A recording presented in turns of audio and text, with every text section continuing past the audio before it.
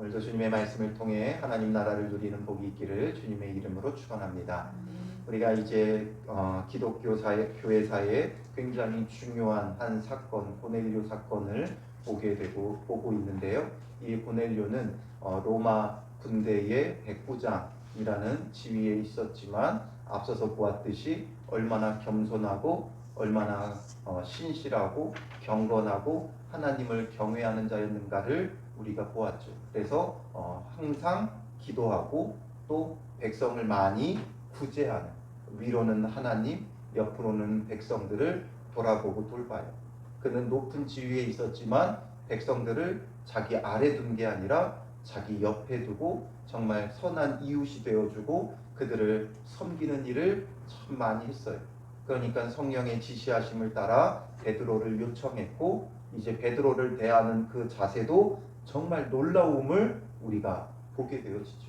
그래서 자기가 이제 정복한 나라의 그 정복 국가의 군대 장교로 있으면서 정복당한 식민지의 한 백성을 얼마나 존대하고 높이는지 그 앞에 먼저 납작 엎드리기도 하고, 또 그 앞에 있는 것을 하나님 앞에 있다 이렇게 고백하면서 그가 전해주는 그 한마디 한마디를 하나님의 말씀으로 대하고 있음을 보게 되어지죠.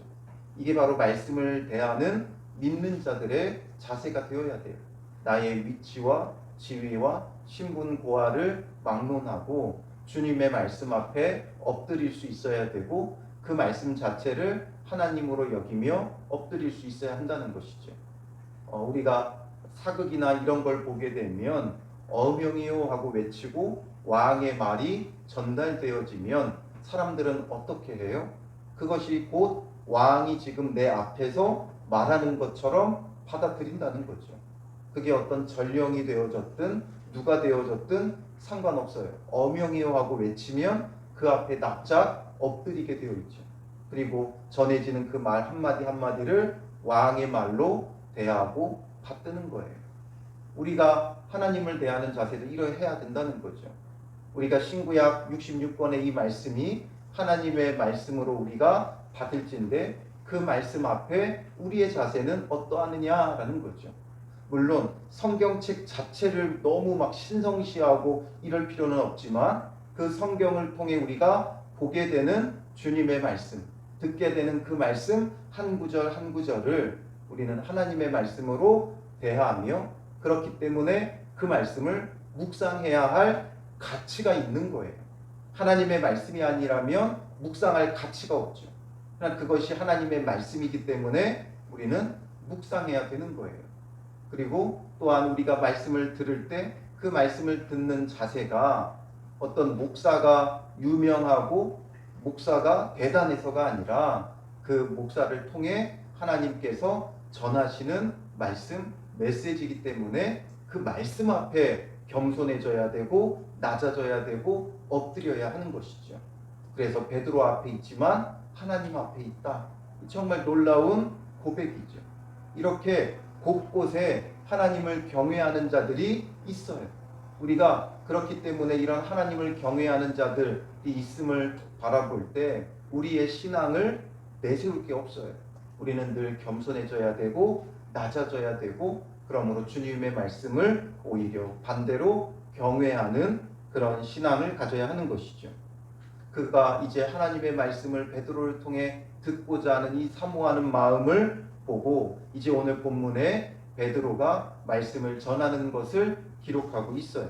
34절에 베드로가 입을 열어 말하되 내가 참으로 하나님은 사람의 외모를 보지 아니하시고 각 나라 중 하나님을 경외하며 의를 행하는 사람은 다 받으시는 줄 깨달았도다. 이 지금 고넬료를 보고 이제 그가 보았던 환상뿐만 아니라 하나님이 어떠한 분이신가를 베드로도 이제 깨닫게 되는 거예요. 베드로도 하나님 앞에 뭔가 말씀을 들어서 또 환상 중에 보아서 이렇게만 주님의 말씀을 깨닫는 게 아니라 실제로 이 고넬료를 보면서 자기의 그 모든 기준과 자기의 편견과 자기의 모든 선입견이 깨어지게 된 거죠. 자기의 그 생각은 이방인들은 하나님을 섬기지 않고 이방인 가운데는 신실한 믿음의 사람을 볼 수 없다라는 편견이 있었던 거죠. 이방인들은 하나님을 믿지 않는다. 절대 복음을 받아들이지 않는다. 이렇게 생각했기 때문에 그동안은 다 유대인들만 전했어요. 그래서 유대인들에게만 복음을 전하며 사역하고 이러했던 베드로였는데, 베드로가 이제 이 고넬료를 보니까 야, 하나님은 그런 분이 아니었구나. 하나님은 아브라함의 후손들만 구원하기 원하시는 분으로 그동안 그가 알아왔고, 그가 그 고정관념과 선입견을 여전히 깨지 못했어요. 그런데 이 고넬료를 보니까 너무 놀라운 거예요. 백부장으로서 어찌 이럴 수 있는가? 이 사람이 지금 예수님에 대해서 제대로 정확히 알지 못하고 있는데도 불구하고 하나님을 받아들였고 그 하나님을 섬기는 그 모습이 너무나 놀라운 거예요. 그러니까 내가 그동안 너무나 많이 오해했구나. 그리고 주님께서 보여주셨던 환상은 이런 것이었구나. 하나님께서 하시는 거지 우리의 어떤 기준으로 되는 게 아니라는 거예요. 하나님께서 정결하게 하신 것을 내가 부정하다 하지 말라는 그 말이 무엇인지 이제 피부로 와닿는 거죠. 나는 부정하다 생각했는데 하나님께서 정결하게 하신 자가 있으니까 이 사람이 이렇게 하나님을 경외하는구나. 그러니 하나님은 외모를 보지 않으시고 하나님을 경외하며 의를 행하는 사람은 다 받으시는구나. 뭐 어떤 구별이나 차별이 없다는 거예요. 유대인이나 헬라인이나 택하신 백성이나 이방인이나 상관없이 주님을 경외한다면 주님은 다 받으신다는 거예요. 결국 그 마음 가운데 하나님을 경외함이 있느냐 없느냐 이게 중요하지, 할례를 받았냐 안 받았느냐 이게 중요하지 않다는 거예요. 유대인이나 헬라인이나 할례자나 무할례자나 그 상관이 없다는 거예요. 그동안 베드로도 알게 모르게 철저히 자기의 그 기준으로 이런 것들을 구분하며 살아왔던 거예요. 할례자냐 무할례자냐, 유대인이냐 이방인이냐, 자기도 모르게 그 안에 깔려있는, 자기가 살아왔던 자라왔던 그 환경 속에 자기도 모르게 그 모든 것들이 깔려 있었던 거죠. 예수님과 함께하고 예수님의 복음을 들었어도 여전히 자기의 그런 것들이 습관처럼 남아있는 거예요. 오늘 우리도 마찬가지죠. 오늘 우리의 모습도 우리도 모르게 나도 모르게 내 안에 생긴 선입견들이 너무 많아요. 그리스도인으로서 살아간다고 하지만 우리도 모르게 어떤 벽을 그어놓고 내가 친하게 지내도 될 사람, 친하게 지내면 안 될 사람, 내가 복음을 전하면 받아들일 사람, 아니면 반대로 저 사람은 안 받아들일 사람, 내가 선을 긋고 기준을 만들고 그러면서 내가 좋아하는 사람, 내가 보기에 복음을 받아들일 만한 사람, 이런 사람들만 가까이 하고 있다는 거예요. 그러니 주님께서 일하고자 하시는 것과 부딪히죠. 주님은 정말 주님이 필요한 자가 누구라 그랬어요? 정말 필요한 사람은 병든 자라야 의원이 필요하고 건강한 자는 의원이 필요하지 않다라는 거죠. 주님이 보시기에 정말 불쌍히 여길 자를 불쌍히 여겨야 되는데 우리는 우리의 기준으로 내 생각으로 긍휼을 베풀고 선을 베풀려고 한다는 거죠. 그러면 그것이 결국 뭐예요? 내가 하나님이고 내가 무언가를 하고자 하는 나의 열심이 되어질 수 있는 거죠. 그래서 우리는 이런 모든 것들을 깨뜨리고 먼저 내가 정말 하나님을 경외하는 자가 되어져야 되고, 또한 우리가 주님의 그 기준과 주님의 그 뜻을 따라서 나아가야 돼요. 헐벗고 굶주린 자, 정말 병든 자, 죄 가운데 허덕이고 신음하는 자, 주님께서 붙이신 그 영혼들을 우리가 돌아볼 수 있어야 되는 거죠. 하나님은 누구신가? 하나님을 경외하며 의를 행하는 사람은 다 받으신다는 거예요. 우리의 기준이 아니라 하나님은 그저 하나님을 경외하며 의를 행하는 사람이라면 다 기뻐 맞이하신다는 거예요. 그래서 우리가 상상도 할 수 없는 하나님의 구원의 일들이 지금까지 펼쳐져 왔고 앞으로도 펼쳐져 갈 거예요. 그러니 우리는 그런 것을 기대하고 사모해야지, 나의 계획과 나의 생각을 앞장 세우면 안 돼요. 그래서 주님 하실 일들을 기대하면서 나아가야 하는 것이죠. 그래서 이제 이 베드로는 이방인들에게 예수 그리스도를 전하게 되어져요. 고넬료의 집에 모인 고넬료와 그의 가족, 친척들, 이웃들에게 예수 그리스도의 평화의 복음을 전파해요. 그래서 이제 구체적으로 36절부터 43절까지 예수 그리스도의 참 복음을 전하는 거죠.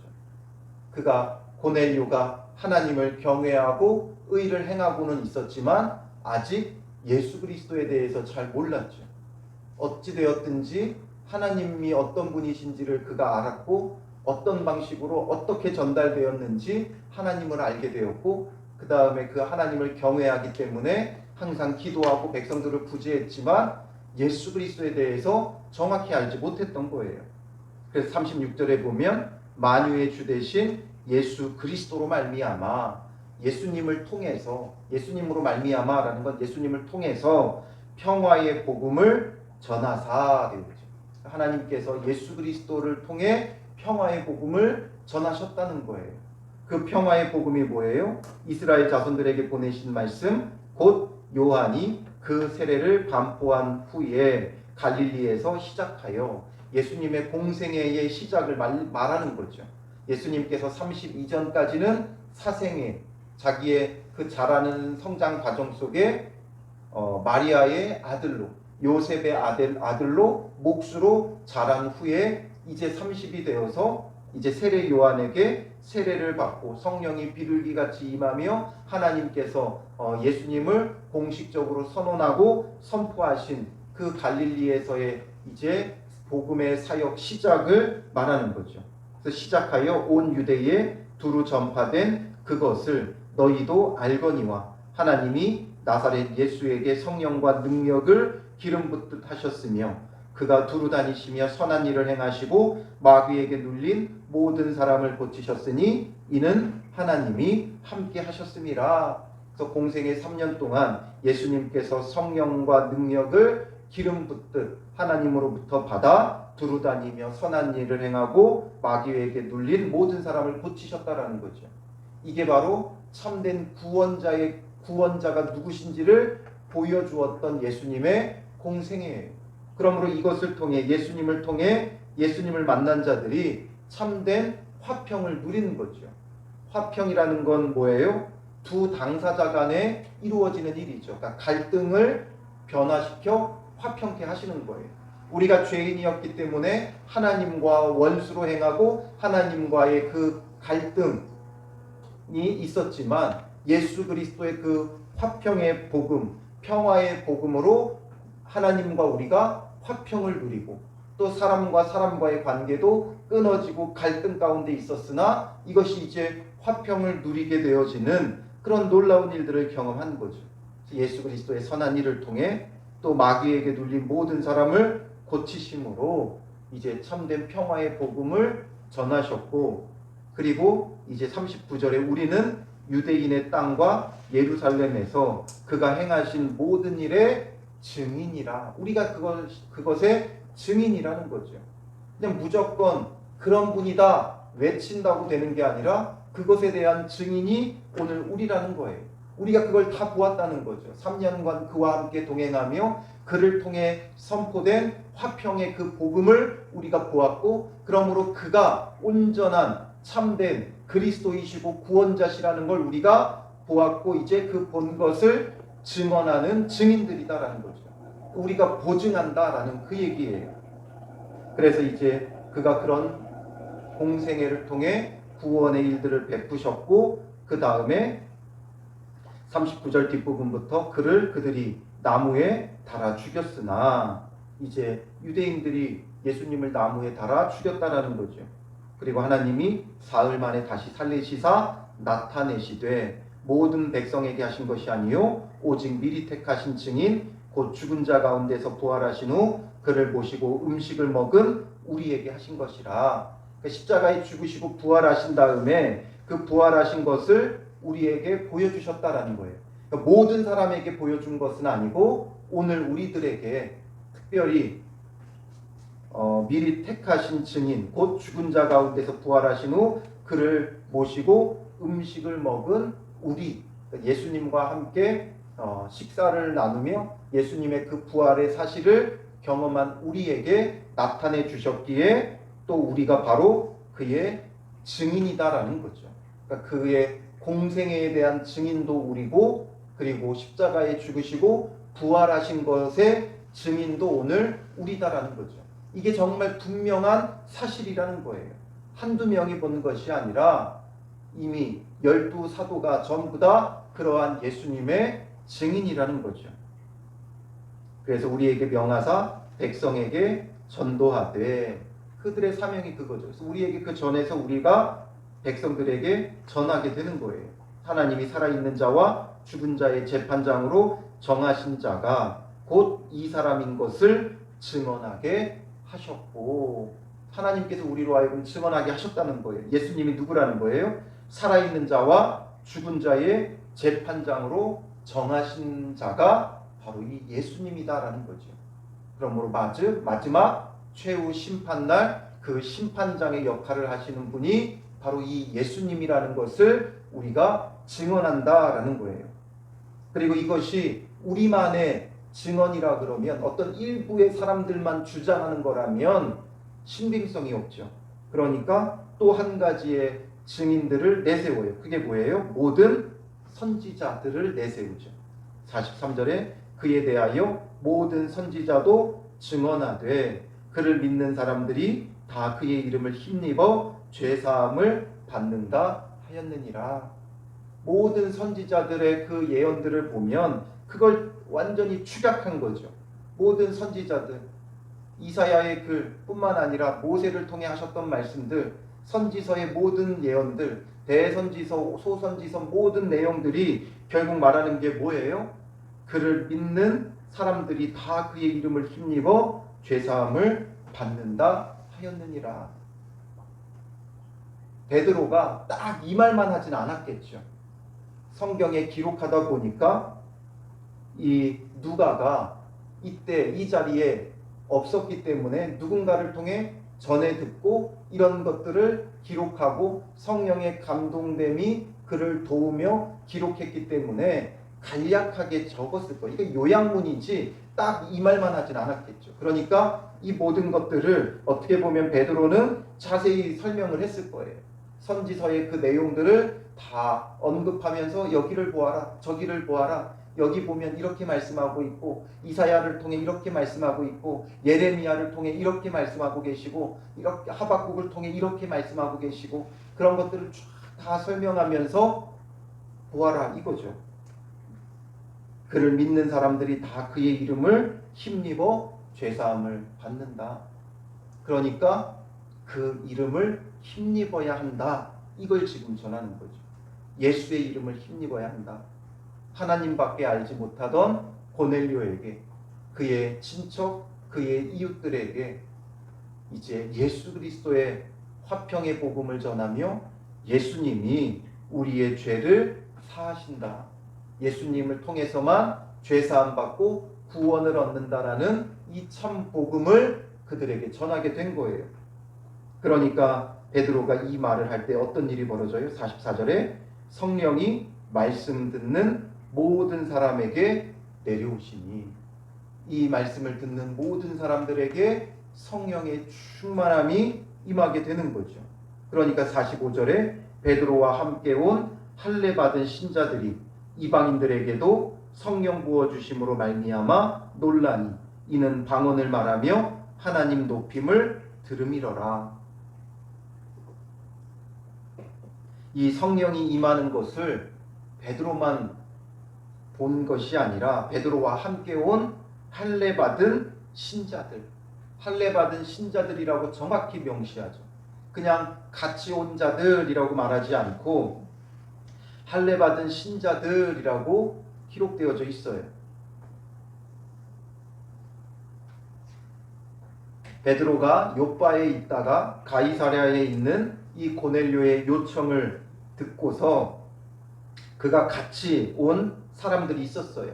앞선 23절에 보면 베드로가 불러들여 유숙하게 아니라 이튿날 일어나 그들과 함께 갈새 욥바에서 온 어떤 형제들도 함께 가니라.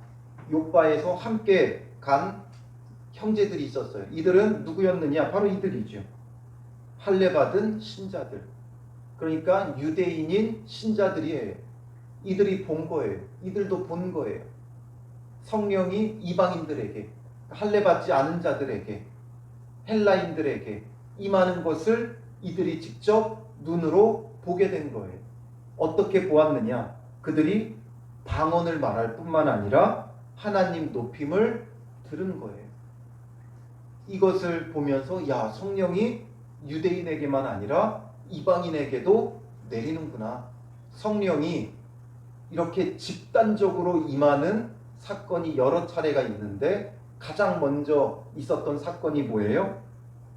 앞선 2장 1절부터 4절의 오순절 성령 강림 사건이죠. 이게 가장 먼저 그 자리에 모인 모든 사람들에게 성령이 일시에 강력하게 역사하는 사건이었어요.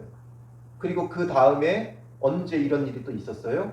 사마리아인들에게 빌립 집사님이 가서 복음을 전하고 그곳에서 믿는 자들이 많았을 때 베드로와 요한이 그곳에 이제 파송받아서 어떤 일인가를 보았고 보니까 정말 이들이 예수님을 믿는 거죠. 그래서 그들에게 안수할 때 성령이 또 그들에게 강력하게 집단적으로 임하게 되어져요. 그리고 또 이제 오늘 본문에서 이방인들에게 베드로가 말씀 전할 때 성령이 강력하게 임하게 되어지는 거죠. 이게 어떤 순서예요? 사도행전 1장 8절의 순서죠. 사도행전 1장 8절에 오직 성령이 너희에게 임하시면 너희가 권능을 받고 온 유대와 사마리아와 땅끝까지 이르러 내 증인이 되리라. 온 유대에게 성령이 임한 사건이 오순절 사건이었다면 그 다음에 사마리아인들에게 온 유대와 사마리아와 그리고 땅끝까지 여기 이방인들 땅끝에 있는 이방인들에게도 성령이 임하게 되는 거예요. 그래서 이 기점을 통해 성령의 역사하심과 함께 복음이 강력하게 역사하고 퍼져나가게 되는 거죠. 그래서 온 유대에 오순절 성령 강림 사건으로 온 유대에 그리고 사마리아인에게 안수할 때 성령이 임하면서 사마리아인들에게 그리고 이제 고넬료와 그의 일가 친척 이웃들에게 성령이 임하면서 이방인들에게 복음이 퍼져나가는 사건이 되어지는 거예요. 결국 이 성령의 강력한 역사하심이 임할 때 복음이 퍼져나가요. 그러니 오늘 우리도 이제 이런 성령의 충만함을 교회가 받아야 돼요. 누구 어떤 한 사람만으로 되는 게 아니라 교회가 성령으로 충만할 때 복음이 우리 교회를 중심으로 청라와 여러분들의 삶의 자리로 퍼져나갈 수 있는 거예요. 성령의 충만함을 사모해야 돼요. 어떨 때 이런 성령이 임했어요? 오순절 성령 강림은 모여 기도할 때, 사마리아인들은 베드로와 요한이 안수할 때, 이방인들은 베드로가 말씀 전하는 거 들을 때 이렇게 성령이 임했어요. 그러니까 다 다르죠. 어떨 때는 함께 모여 기도할 때, 어떨 때는 안수 받을 때, 어떨 때는 말씀 들을 때. 그럼 우리는 어떻게 해야 될까요? 다 해보세요. 뭐라도 하나 걸리라고 다 해보세요. 기도도 하고 안수도 받고 말씀도 듣고 다 하세요. 아무거나 걸리라고 다 하는 게 아니라 이 모든 것이 하나님께서 성령을 기름 붓듯 부으시는 통로라는 거죠. 그러니까 뭐 하나만 막 붙들고 하지 말고 정말 주님 안에서 우리가 기도도 해야 되고 말씀도 들어야 되고 안수도 받아야 되고 모든 신앙을 골고루 조화롭게 열심을 다해서 사모하라는 거죠. 하나님께서 성령을 부으시는 통로로 사모해야 되는 거예요. 그러니까 그 순간순간에 집중해야 돼요. 예배할 때는 예배를 통해 성령 부으실 하나님을 기대하고 사모하고 또 기도할 때는 기도를 통해 부어주시는 은혜를 사모하고 또 말씀 들을 때는 말씀을 통해 부으시는 은혜를 사모하고 또 목사님을 통해 때로는 안수나 기도를 받을 때 그것을 통해 부으실 은혜를 사모하고 농담 반 진담 반으로 뭐라도 하십시오. 어떻게든 역사하실 겁니다 말했지만 정말 우리 안에 이 사모함이에요. 고넬료의 그 사모함, 사마리아인들의 사모함, 마가다락방에 모였던 제자들의 사모함, 그 사모함 가운데 부으시는 거죠. 그 기대와 사모함, 예수님의 약속의 말씀을 붙잡고 다락방에 모여 있었던 그들의 그 사모함 가운데 부어주신 거죠. 유대인들과의 갈등 속에 있었지만 베드로와 요한 앞에 무릎 꿇고 안수받는 사마리아인들의 사모함, 로마 군 백부장임에도 불구하고 베드로가 전해주는 그 말씀을 사모하는 그 사모함 가운데 주님께서 성령을 부어주시더라라는 거죠. 그러니 뭔가 공식이 있고 답이 있는 것 아니에요. 굳이 있다면 하나님에 대한 사모함이죠. 예수 그리스도에 대한 사모함이에요. 오늘 우리가 정말 사모하며 주님 앞에 나아가면 그 사모하는 마음이 성령으로 물드는 거예요. 뒤에 현수막으로도 써놨지만 사모하는 마음이 성령으로 물들다. 우리 마음에 그 사모함이 있어야 한다는 거죠. 그래서 우리가 주님 안에서 다시 한번 성령의 충만함을 사모하며 하나님께서 하실 일들을 기대해야 돼요. 내가 이렇게 하면 이렇게 해주시겠지. 이게 아니더라고요. 내가 예배했으니까 성령 부어주시겠지. 내가 기도했으니까 좋은 일들을 주시겠지. 이게 아니라 그저 하나님을 사모하고 예수님이 주실 크고 놀라운 구원을 사모하고 기대하는 거예요. 이런 구원 저런 구원을 바라보는 게 아니라 그냥 그분이 하실 구원을 사모하는 거예요. 어떤 일을 행하실지 우리는 알 수 없어요. 우리는 단순하게 돈 문제 있으면 돈 문제 해결되고, 아프면 병 낫고, 어려움 있으면 그 어려움 해결되고, 우리는 단순히 이것만 바라보지만 하나님은 온 우주를 구원하는 그 구원의 일들을 진행해 가시는 분이에요. 조그만 거 하나 놓고 우리가 단지 그것만 바라보지 말고 하나님의 큰 구원의 일들이 예수 그리스도를 통해 내게 어떻게 이루어질까를 기대하고 사모하며 성령의 충만함을 간구하세요. 그러면 그 성령의 충만함이 무엇을 통해 어떻게 임할지 몰라요. 우리의 기도 가운데 임할 수 있고, 말씀 듣는 가운데 임할 수 있고, 말씀을 묵상하는 가운데 임할 수 있고, 또 예배 가운데 임할 수 있고, 또 누군가를 통하여서 역사할 수도 있고, 아무것도 알 수 없어요. 그러니까 기대하세요. 사모하세요. 오늘 하루도 내게 부어주실 그 성령의 충만함과 예수 그리스도의 구원의 일들을 사모하고 구하며 나아갈 때 주님께서 어떤 방식으로 내게 부어주시나 그것을 우리가 경험하고 누릴 수 있는 복된 날이 되시고, 또 그것을 우리가 전하며 증언할 자가 되시는 믿음의 사람들이 되시기를 주님의 이름으로 축원합니다. 기도하겠습니다. 살아계신 아버지 하나님, 주님의 크고 놀라운 일들을 보게 됩니다.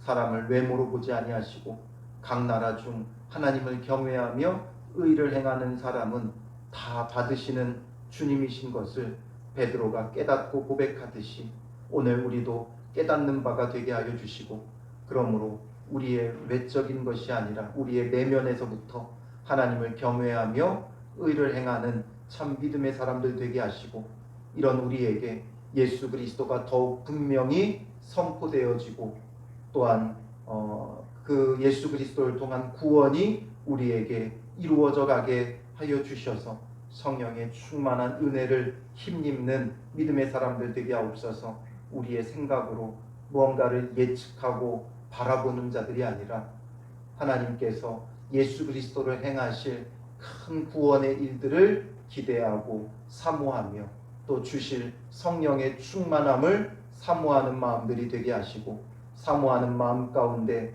성령을 부어주시는 주의 놀라운 은혜가 우리의 기도를 통해, 우리의 말씀 묵상을 통해, 우리의 예배를 통해 또한 여러 가지 우리가 다 알 수 없는 하나님의 방법을 통해 우리에게 임하게 하여 주시고 우리 교회 가운데 충만하게 하여 주셔서 충만한 성령의 그 은혜로 말미암아 우리를 통해 교회를 통해 복음이 전해지고 증거되어 이 청라와 가정동에 복음의 역사가 새 역사가 성령의 새 바람이 부는 은혜가 있게 하여 주시옵소서.